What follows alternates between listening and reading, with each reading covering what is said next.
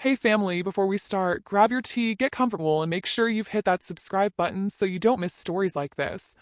And while you're here, drop in the comments where you're watching from. I love seeing our family from all over the world come together for these moments. It was one of those perfect summer afternoons, warm sun on my shoulders, the smell of ribs sizzling on the grill, laughter floating across the backyard. Plates clinked, kids darted between the tables, and I sat next to my husband, enjoying a rare, peaceful family barbecue. We were talking quietly about something personal, something that had him wiping at the corner of his eye. It was private, or at least it should have been. Then, from across the table, my brother-in-law's voice cut through the chatter like a blade. "Real men don't cry." He said it loud enough for everyone to hear, and he grinned like he'd just scored a point in some cruel game. Forks stopped clinking.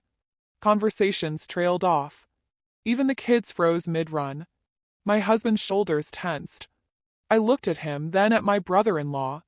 My pulse was pounding, but I forced myself to stay still. That was the moment I knew I wasn't going to let him get away with this. Not today. Not ever.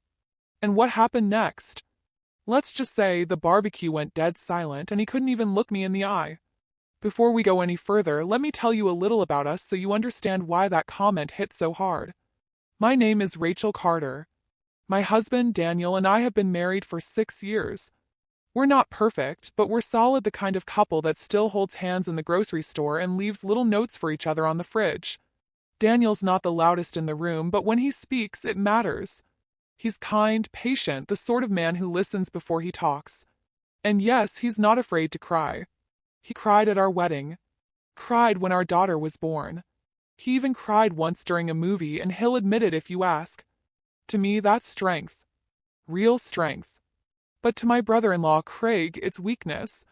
Craig is the complete opposite of Daniel in almost every way. Loud, competitive, always looking for a stage, and if there isn't one, he'll build it. He thrives on getting a laugh, even if it's at someone else's expense.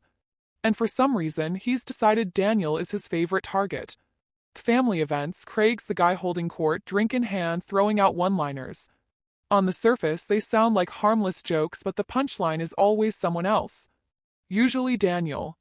I remember one Christmas, Daniel brought a homemade cheesecake for dessert.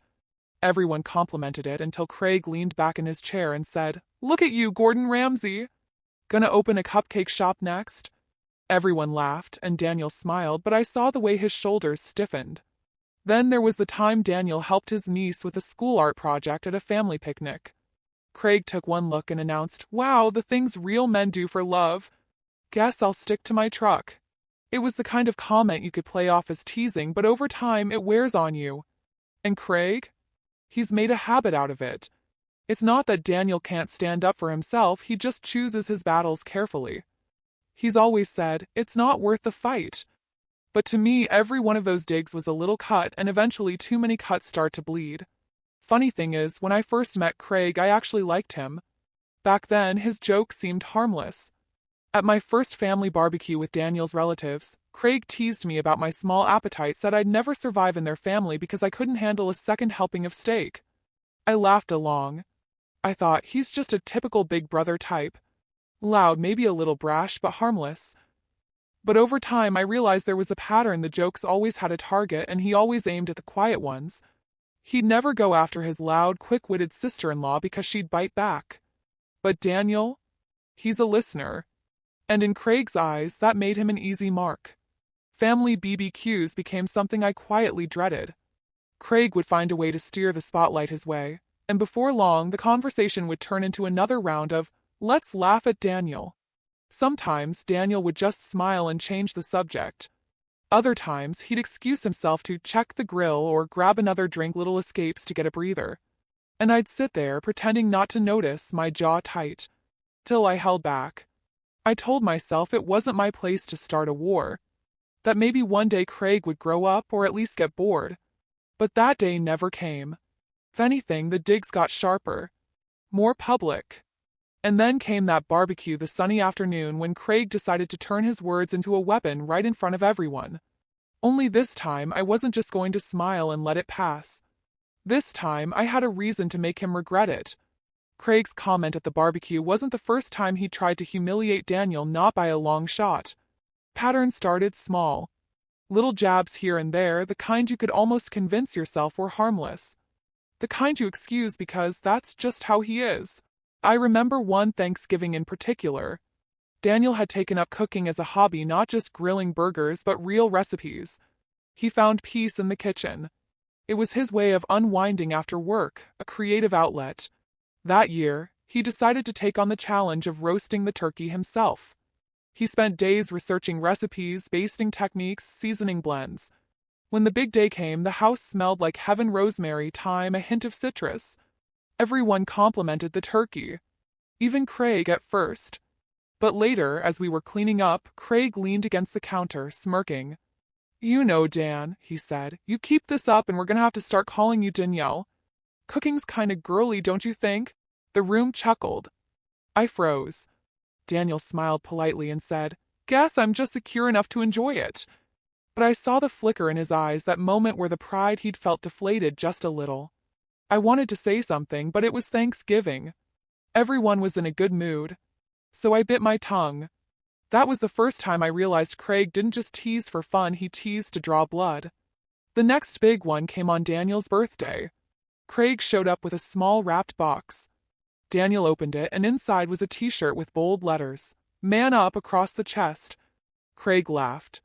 "Thought you could use a reminder," he said, patting Daniel on the shoulder. Everyone laughed along, thinking it was harmless. I didn't. I watched my husband fold the shirt back into the box without a word. He didn't wear it. He didn't even joke about it later. That night, when we were alone, I asked him how he felt about the gift. He shrugged. "It's just Craig being Craig." But I could hear the heaviness in his voice. And the thing is, it wasn't just the words or the gifts, it was the way Craig delivered them. Always with that smug grin, that glint in his eye, like he was daring Daniel to react so he could call him too sensitive. I found myself on edge at family gatherings, watching for the next blow. Would it be about Daniel's job? His hobbies? His kindness? It seemed like no part of him was safe from Craig's need to assert himself as the real man in the room. The worst part? The family had learned to treat it as entertainment. A few would wince when Craig went too far, but no one ever called him out. And why would they? As long as it wasn't their dignity on the chopping block, it was easier to laugh it off. So I played along too on the surface. I smiled. I changed the subject. I'd even throw in a light remark now and then just to defuse the tension. All the while, a part of me wanted to flip the table and tell Craig exactly what I thought of him. But Daniel? He'd squeeze my hand under the table and give me that quiet look that said, "Don't. It's not worth it." For a while I listened. For a while I told myself he was right. But each comment was like a stone dropped in a jar, small at first, barely noticeable. Till one day you look up and the jar is almost full. And that day at the barbecue, when Craig decided to make a spectacle out of my husband's emotions, that jar tipped over. I wasn't going to just sit there and let him take another swing. I just had to wait for the perfect moment. It was just a few weeks before the barbecue when I realized something had shifted in me. Daniel had been carrying something heavy for months, the loss of an old friend from college. They'd been close once, drifted apart over the years, but the news still hit him hard. This wasn't the kind of grief that explodes all at once. It was the slow, aching kind that settles in your bones. One night at a small family get-together, Craig wandered over to where Daniel was sitting. It was one of those rare quiet moments when the rest of the house was buzzing with noise. Daniel told him in a low voice about his friend's passing. I was across the room, but I could see it the way Daniel's face softened, the vulnerability in his voice. Craig listened for maybe 3 seconds before smirking. "Happens to everyone, man. You just gotta move on." He clapped Daniel on the back like it was some kind of pep talk. Then he grabbed another beer and walked away without another word. Daniel sat there for a moment, staring at the floor. And I swear I felt something break in me right then. It wasn't just that Craig had dismissed him, it was that he'd been given this rare moment to show some humanity, and he tossed it aside like it was nothing. The worst part? People saw it. They heard enough to know Craig had brushed him off. Some laughed like it was no big deal. Others just shook their heads, muttering, "That's Craig for you." But not a single person said, "Hey, that's not okay." Not one. I kept my mouth shut that night, but my blood was boiling. I wanted to stand up and shout across the room, "Do you hear yourselves? Do you see what you're letting him do?" But I didn't. Not yet. 'Cause in that moment I made a promise to myself. If no one else will defend him, I will. The days leading up to the barbecue felt different. I wasn't just preparing food and helping set up, I was preparing myself. It wasn't that I wanted a fight. I don't enjoy family drama and I hate public scenes. But I knew deep down that Craig was never going to stop unless someone made it crystal clear he'd crossed a line. The barbecue was going to be my stage. It was perfect, really, everyone would be there. Cousins, the aunts and uncles, the neighbors who'd been around forever. The same people who had laughed at Craig's jokes and stayed quiet when he went too far. I didn't know exactly how it would happen. I didn't know what the moment would look like. But I knew one thing when it came, I wasn't going to let it pass me by. By the morning of the barbecue, I was ready in a way I'd never been before. Daniel and I arrived early to help set up. The sun was warm but not too hot, the grill was already going, and the scent of marinated chicken and sausages hung in the air. Craig was there, of course, strutting around with a beer in his hand, already holding court with a group of people who were hanging on his every word. I kept my distance, smiling politely when he made eye contact, but my mind was focused. I wasn't going to let him get under my skin today, at least, not in a way that would throw me off balance. And then, hours later, as the sun dipped lower and the golden light hit the backyard just right, the moment came.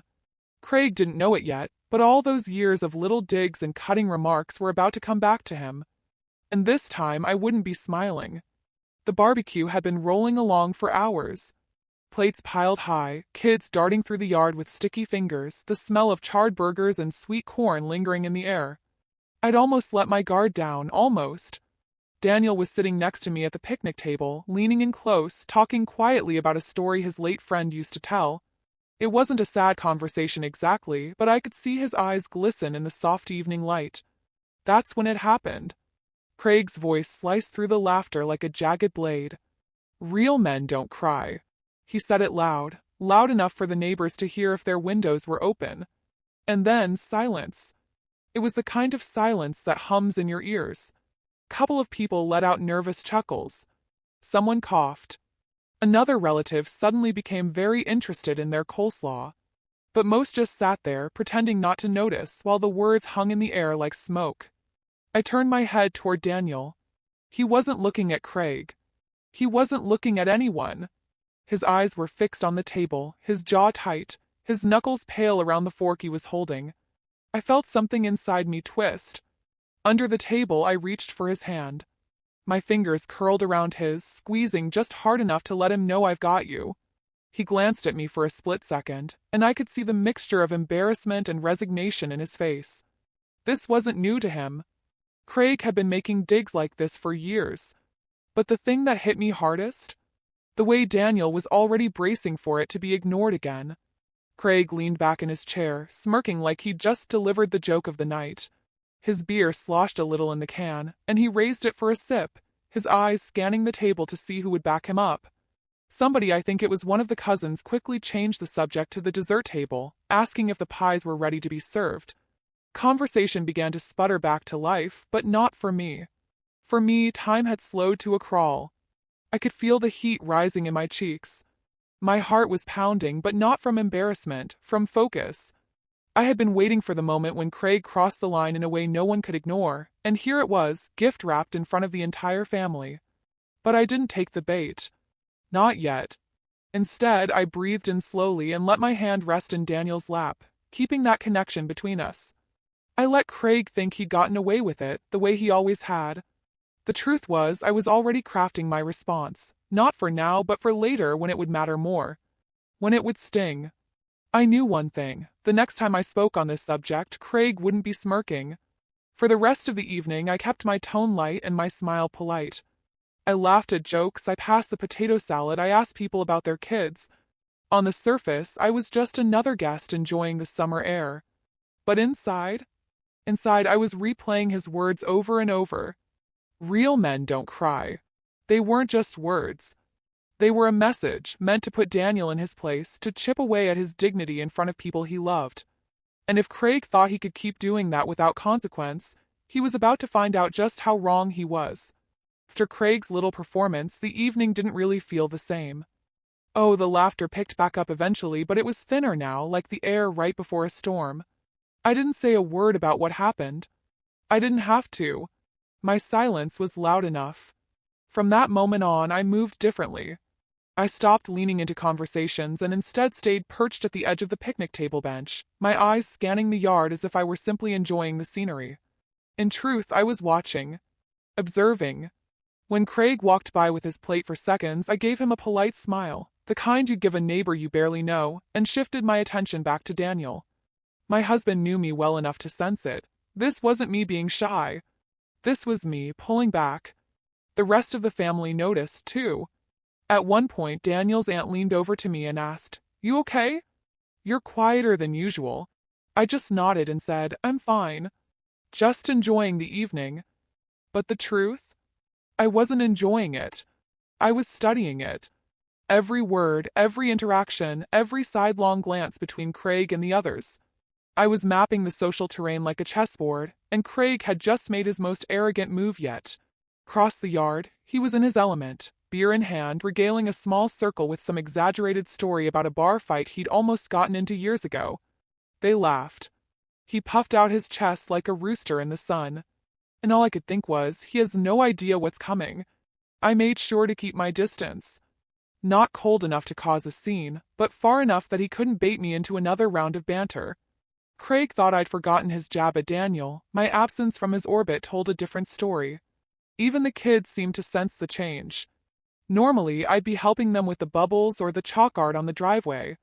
Instead, I lingered near the grill with Daniel, keeping him close, talking softly. And all the while I was thinking. You see, the easy thing would have been to snap back right there at the table, to say something that would make Craig shrink in his seat.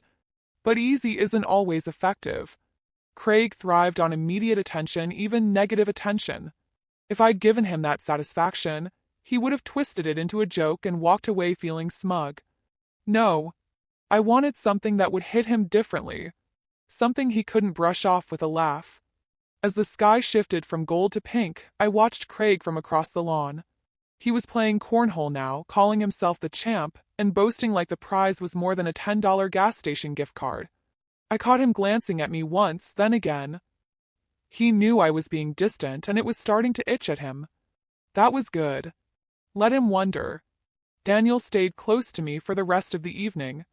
I could feel his gratitude in the way he refilled my drink without asking, or how his hand brushed my back when he passed behind me. He didn't know my full plan, yet he just knew I was in his corner. By the time the sun dipped low and the citronella candles were lit, Craig's booming voice had grown a little quieter. Maybe it was the beer, maybe it was the fact that I wasn't engaging. Either way, I could sense a shift in the air, and I knew my moment was coming. Not tonight. But soon.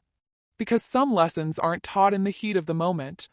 They're delivered when the other person thinks the storm has passed, and then they realize the lightning has just found them. The night had settled into that mellow post-dinner rhythm plate stacked on the side table, kids chasing fireflies, a few uncles parked in lawn chairs with beers in hand. Craig was still in the thick of the action, moving between conversations like he owned the place. And me? I was ready. I'd been quiet long enough for him to drop his guard. He thought my silence meant I'd let his little real men don't cry dig slide.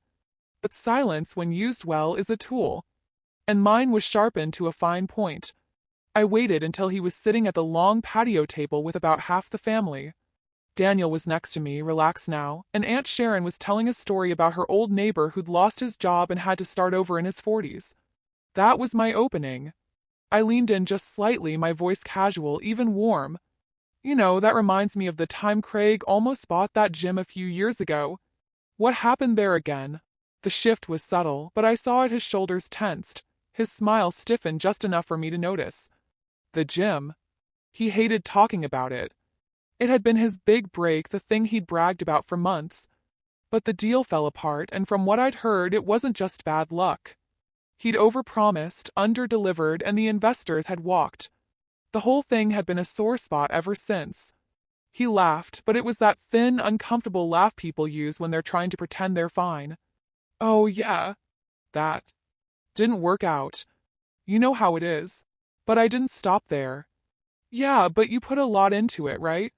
All those late nights talking about your big vision. I remember you saying it was your dream to own that place. I didn't raise my voice. I didn't lean forward.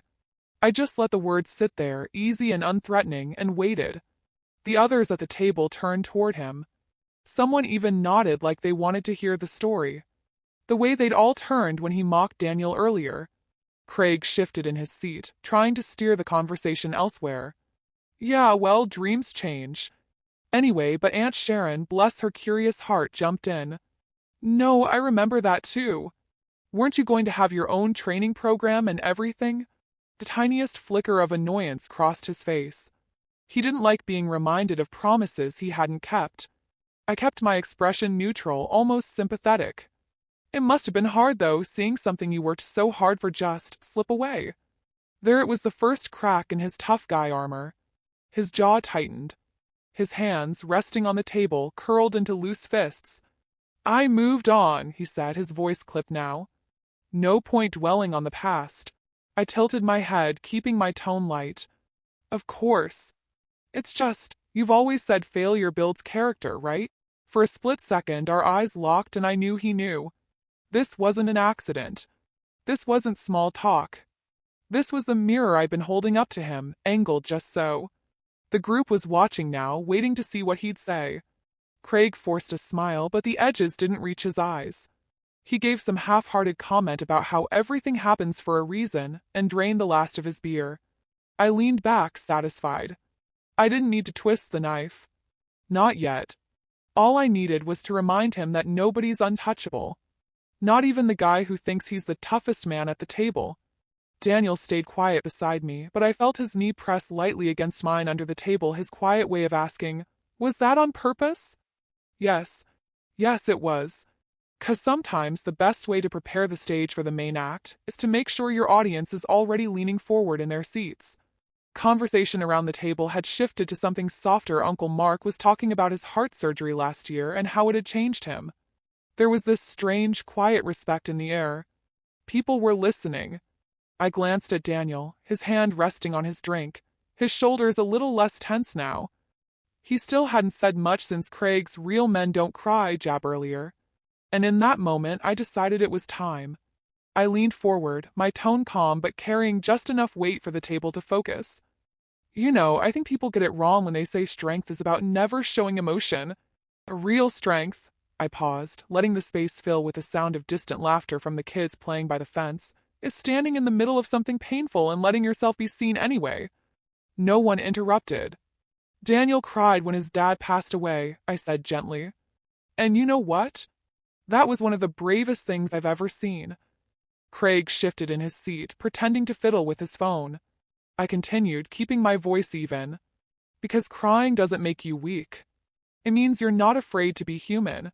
And honestly, I think most of us have had moments where we couldn't hold it in. I let my eyes move slowly around the table, not rushing, just connecting until they landed back on Craig. Like the night before your wedding, I said, as if I was simply recalling a shared memory. You stood in my kitchen at 2 a.m. talking about how much you loved Melissa and how you weren't sure you could live up to being the kind of husband she deserved. You cried. Not a lot, but enough to know it was real. It wasn't a weapon. I didn't spit the words like an insult. I laid them down softly, like a truth that deserved to be seen in the light. The effect, though, was instant. Craig's smirk, that trademark, I'm untouchable expression, disappeared. His jaw tightened, and his eyes flicked to Melissa, who was staring at him like she'd never heard that story before. I didn't press. I didn't add anything else. I just took a sip of my drink and leaned back, letting the silence fill the space between us. Someone, I think it was Aunt Sharon, gave a small, knowing nod. Not to me, but in that way people do when they've just seen a shift happen and they approve. Craig cleared his throat. Yeah, well, he forced a laugh, but it landed flat. Guess we all have our moments. He stood, mumbling something about checking on the grill, and walked toward the house instead. Conversation at the table picked back up slowly, but the energy was different now. Daniel caught my eye, a small smile tugging at the corner of his mouth. He didn't say thank you, he didn't have to.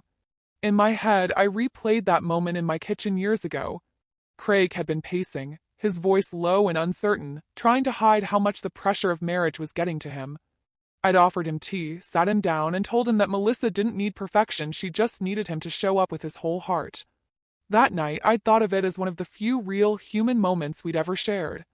And here we were, years later, with him taking shots at my husband for showing the same kind of vulnerability he once trusted me enough to show. Not anymore. Because the thing about truth is, it doesn't have to be cruel to cut deep. Sometimes, it's the softness that gets through the cracks in someone's armor. By the time Craig came back outside, the table had shifted into another topic, but the tension was still there just beneath the surface. He avoided my gaze, focused on stacking plates, and when Melissa asked if he was okay, he brushed her off with a tight, "I'm fine." He wasn't fine. And I didn't need him to say it out loud.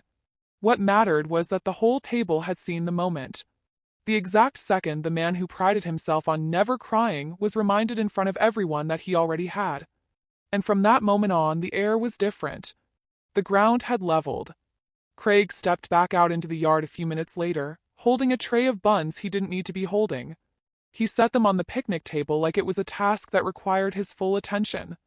His shoulders were tight, and he moved quickly, almost too quickly, past the group. No one said anything to him right away. The hum of conversation had slowed to a quieter, more deliberate pace, like everyone was pretending nothing had happened but couldn't quite get back to where they'd been before. Melissa gave him a small, careful smile. He didn't return it. I watched him from my seat, not with triumph or gloating, but with that calm certainty that comes from knowing the point had been made without a single raised voice. He busied himself at the grill, flipping food that was already cooked, rearranging tongs, sipping from his beer just a little too fast. Some family members looked down at their plates, avoiding eye contact with him or maybe with me. Others looked satisfied. Aunt Sharon kept that same small nod going, like she'd been waiting years for someone to draw a line. Daniel shifted beside me, his hand finding mine under the table. It wasn't the tense, defensive squeeze from earlier. This one was warm, solid, grateful. His thumb brushed against my skin, a quiet thank you that didn't need words. Kids were still running around, chasing each other across the lawn, oblivious to the shift in the air. But the adults knew. Even if they didn't say it, they felt it. The dynamic had changed. Craig stayed quieter for the rest of the afternoon. Normally, he was the loudest one in the group, cracking jokes, tossing little barbs, making himself the center of attention. But now? He laughed at a few things, kept his comments short, and didn't look my way more than once or twice. It wasn't shame in the loud, red-faced, storm-off sense. It was something subtler, a recalibration. The realization that the next time he decided to take a swing at my husband, he might just find the room tilting against him instead of in his favor. When dessert was served, I caught Melissa giving Craig a sideways glance. She was putting pieces together in her head, you could see it in her eyes. I wondered if they'd talk about it later, if she'd ask him why I told that story and why he'd never mentioned it to her before. Part of me hoped they would. We lingered for another hour or so, chatting with cousins, watching the kids roast marshmallows. Craig stayed on the edge of the group, never far from the grill or the cooler. He avoided direct conversation with Daniel entirely, something I'm sure everyone noticed. When we finally got up to leave, Daniel shook a few hands and hugged Melissa, but Craig just gave a brief nod. No smirk, no parting shot, no attempt at a joke. Just a nod. As we walked toward the car, Daniel leaned in, his voice low enough for only me to hear. "You didn't have to do that," he said softly. "I know," I replied. "But I wanted to." He was quiet for a beat, then smiled in that small, genuine way I love. "Thank you." And that was it. No fireworks. No dramatic confrontation in the driveway. Just a shift, quiet but unmistakable. Because sometimes the real consequence isn't a blow-up or a big scene. It's the silence that comes after. The way someone carries themselves differently. The way the balance tips in your favor and stays there, whether anyone admits it out loud or not. As we drove home, the sun dipping low in the sky, I thought about how different the day could have gone if I'd reacted in the moment. If I'd snapped back at Craig right there in front of everyone, it would have been another shouting match, another family rift, another day written off as drama. But this was better. This was lasting. Because the next time Craig opened his mouth to make a joke at Daniel's expense, I knew he'd remember the weight of that silence, the look on Melissa's face, the way the table had turned without me ever raising my voice. And I knew that for the first time in a long time, Daniel didn't just feel defended. He felt respected. Words can wound, but they can also heal or humble. That day at the barbecue, I didn't just stand up for my husband. I reminded everyone in that yard that strength isn't about how steady your voice sounds or how dry your eyes stay. Real strength is being human enough to feel and brave enough to show it. Craig may never apologize outright. He may never even admit that moment changed him. But the silence that followed told me all I needed to know. He'd think twice before mocking someone for being vulnerable again. And maybe, just maybe, a few others around that table will think twice too. If you were in my place, would you have stayed silent? Or would you have stood up for him, knowing it might change the family dynamic forever? I'd love to hear your story. Share it in the comments. Your experience might be exactly what someone else here needs to hear today. Don't forget to like this video, subscribe, and turn on notifications so you don't miss our next story. Welcome to this family where every voice matters.